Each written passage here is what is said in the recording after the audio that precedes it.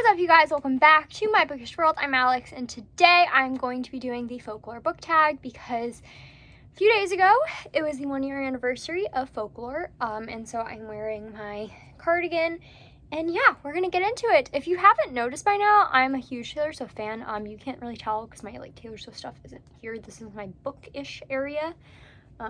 But I do love Taylor Swift. So yeah, this was originally created by, I believe, A Whisper of Ink, which is a blog, so I'll link it down below. Feel free to go check them out. I think there might be another version of it, but this is the one that I took, so like I said, the questions are all from that, so I'll leave the link down below. So let's get to it. Number one, the one, book with an ending that left you speechless. For this one, I put Verity by Colleen Hoover. Now, I wouldn't say this left me speechless in a good way. The twist actually was pretty good. It just, I don't know. It's been a while since I've read it, so I can't say exactly what it was. But it just was unsatisfactory at the very end. I think, like I said, the twist, I think, was really great. The last, it would have been perfect if it wasn't for the epilogue. The epilogue is what brought the rating down quite a bit because it was stupid. Number two, Cardigan, a book that makes you feel happy and sad all at once. For this one, I have to dig through my books because I always forget to put them in the order of which I am speaking about them. But that is Date Me Bryson Keller by Kevin Van Wy. I read this last year and absolutely adored it. I ended up giving it 5 out of 5 stars. And this book is just so cute, but also, so freaking sad. I mean, it obviously deals with a male-male romance, which is great. It's very cute, but there is talk of coming out and homophobia, which obviously is sad. But for this little tiny book, it hit me so hard and made me so happy and so saddy. Okay, Alex, I'm an English major, I promise. But I absolutely adored this book, and I definitely recommend it. Number 3, The Last Great American Dynasty, a book with a fascinating and extremely well-told story. For this one, I went with Cinderella is Dead by Caitlin Barron. I would have put her second book, but I haven't read it yet. So Cinderella is Dead. I think that this story, which follows a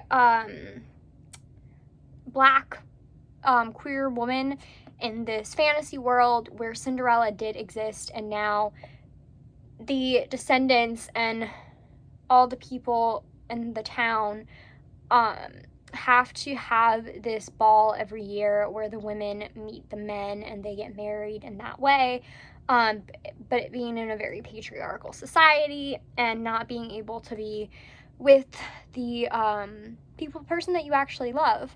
So I absolutely love this book, and yeah, so I totally recommend this. Again, I read this last year. Can't remember much about it, but I did know I loved it, and I need to reread it at some point. Number 4, Exile, a book you wish you hadn't read. For this one, it was super easy. I put Layla by Colleen Hoover. I read this back in March, I think. This book makes me sad because I had heard kind of good things about it, kind of mixed things.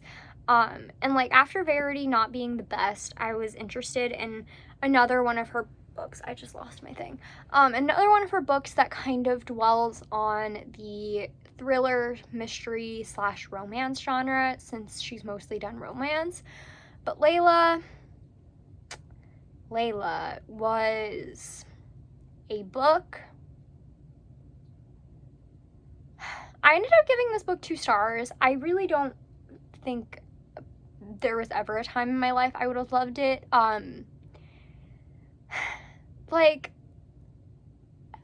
story was good, kind of, but the twists were stupid, and I think I would have rather had the house be haunted than what it actually was. It was just stupid. And that's not to say that I'm going to stop reading Colleen Hoover, because I do tend to enjoy the majority of her books, although her newer ones have not been a hit with me, so maybe I'll just stay away from her mystery ones and continue with her romance ones, even though those can be problematic. I don't know. I just didn't love Layla all that much. Number 5 is My Tears Ricochet, a book that made you cry uncontrollably. And I feel like I keep talking about this book without meaning to, but The Prophecy by Jennifer L. Armentrout, this is like the only book that I fully remember making me sob. And like, it was only the ending that made me sob, but it made me sob. And I don't usually cry at books, so this was kind of a big deal for me. But yeah, this is the last book in a series, by the way, which is also a spin-off series.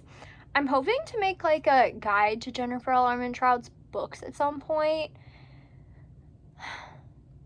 but I gotta do planning for that. I also want to do like, if you like this, then you might like this kind of thing for her books, but that's gonna be a while. Number 6, Mirrorball, a book that feels like it was written for you. For this one, I'm going with Counting Down with You by Tashi Bhuyan. Now, obviously, I am not Bangladeshi. Obviously, I am not in high school. But this book deals with a main character who has anxiety and who also wants to be an English major in college. And, like, I have anxiety, so that part I really related to. But also, the idea, it made me fall back in love with my major again, which, like, obviously I chose my major, I adore my major, but I was having kind of a hard time towards the end of college, and just the stress of everything kind of falling down on me and having to find a job and stuff. And so I think this book just reignited my love, and especially seeing Tashi's like journey with publishing, I think has even like made me love the idea of going into publishing even more. So yeah, it feels like this book was written for me. 7, a childhood book that makes you feel nostalgic. For this one, if I can get it, obviously I had to go with Percy Jackson and Lightning Thief.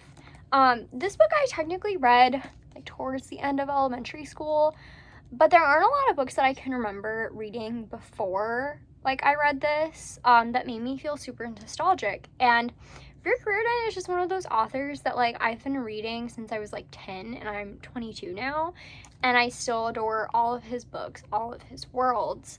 And so yeah, this just makes me feel really nostalgic. August, a book that reminds you of summer. For this one, I picked You Should See Me in a Crown by Leah Johnson. Now, I know this book technically takes place in like April, March, May, or something like that in the spring, but for whatever reason, I just think the vibes of it remind me of summer. I just, for one, just this happy girl on the front just always makes me smile so much. And yeah, the story and the love story just makes me so happy, and the idea of, I don't know what it is. It just reminds me of summer. Is that what I put that one down for? Yeah, okay. Reminds me of summer. This is me trying, a book that deals with loneliness and sadness. So I don't own this one, but The Ghost We Keep by Mason Deaver, which is their second book, absolutely broke me. I guess I could have also said I Wish You All the Best, but I think The Ghost We Keep, for me, deals more with loneliness and grief. And I absolutely adore that book. Totally recommend it. It's definitely has some trigger warnings for grief, obviously, but I love it so much.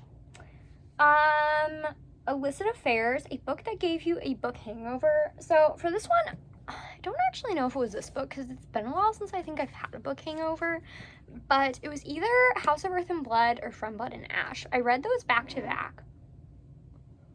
I don't know what just made that noise. So it could have been either one of these, but I'm gonna say this one, I think. Because, I mean, she's a lot bigger than From Blood and Ash, so I think this one probably gave me more of a book hangover. please don't fall over books. Invisible String, a book that came into your life at the exact right time. Now, again, I don't know what is up with me, but I can't stop talking about these two books, Counting Down With You and Honey Girl. Honey Girl also came to me at the exact right time. This story, I read it as an e-arc at like the end of January, beginning of February through NetGalley. And I was already having a lot of doubts within my major and just deciding on my career because I was like, oh, this feels so hard. There's no way that I can do this, blah, blah, blah. And feeling just really burnt out. And Honey Girl and Grace's journey throughout this book definitely came to me at the right time, even though we are completely different. I did not marry somebody after I graduated in Vegas. I am not gay or queer. I'm not 28. I'm not black. And I'm not, I didn't get a PhD in astronomy. But her journey of like self-discovery is really what got me. And so I'll always be grateful to this book. And again, Morgan Rogers is an author that I will pick up anything they come out with. Their grocery list, fine. Also, this is just written so beautifully. Like, this book deserves the world. Mad Woman, a book with a female character you adore. So this isn't the book that I wanted to grab in the series, but for some dumb reason, I put the book that I wanted to grab all the way at the bottom of the stack, and I didn't feel like messing up my bookshelves that much. So I picked Katie from the Lux series. Now, this is like a novella from like the love interest perspective of like the first 2 or 3 books. But Katie is such a strong character, and she came to me at such a great time because it was right around the time that I was starting a blog, and she's a blogger. And so she just really gave me the opportunity to like realize that that was something I could also do, even though I wasn't a badass alien in love with my hot, even though I wasn't, you know, in love with a badass alien that lives next to me and is totally hot. But I also just really admire her character. She's wonderful.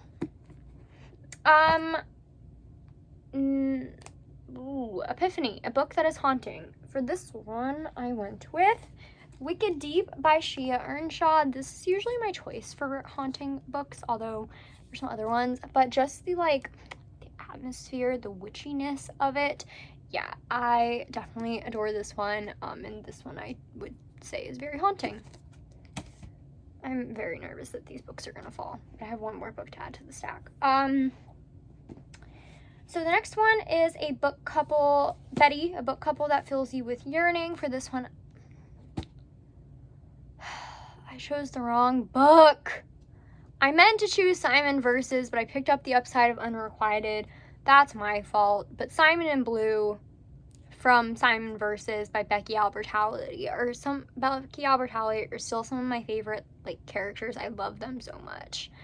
I feel so dumb picking the wrong book. That's my stupid moment.